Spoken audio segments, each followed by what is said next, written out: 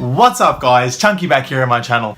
There's no doubt that 2016 has been a great year for video games, so I thought why not do something different? A countdown, a top 5 list of my favourite games of 2016. Now mind you, I haven't played everything this year. Even though I own games like Titanfall 2 and Dishonored 2, I just got them at Christmas, so I haven't really had adequate time to really play through them, even though they are great games in their own respect. I'm going to talk about the 5 games of the year that I enjoyed the most. Number 1 is definitely my game of the year, and having not played everything this year, what is here is solely my opinion, guys. With that said, let's get straight into it.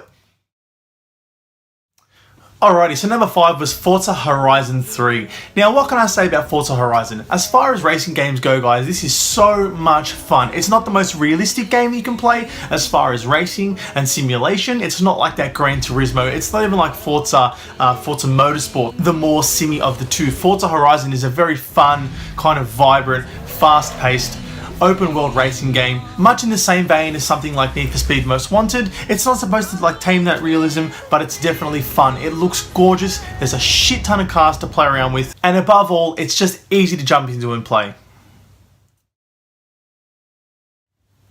Number 4 is Final Fantasy 15. Now, I'm not a big Final Fantasy fan, I'm a casual fan. I've played 7, I've played 13, I enjoyed them both, so I thought why not get back into Final Fantasy with 15. Now what I can say, guys, is Final Fantasy 15 is a great game, a fantastic game in its own right. Well, it's got some small issues. I have some issues with the pacing, I have some issues with maybe the characters, a couple of the characters I don't really love, but overall I love this game. It offers a great combat system that's easy to learn and hard to master. It's great for first time players and long time fans. It's a very diverse, vast open world with heaps of things to do, and it'll keep you entertained for hours.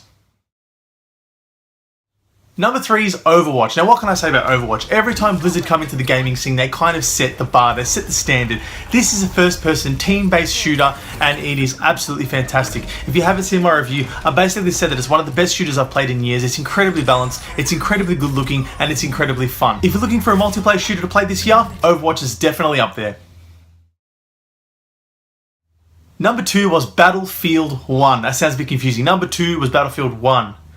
Anyway, Battlefield 1 surprised the hell out of me. I'm a Battlefield fan, but I did prefer Call of Duty before this came out. Battlefield 1 came out the gate with a great story and an even better multiplayer. The story is surprisingly emotional, and the multiplayer is just as good as it's ever been, if not better. It's incredibly balanced, it's adding new modes like operations, and it's going to keep you entertained for ages. It looks great, it plays even better, and overall, it's just a ton of fun.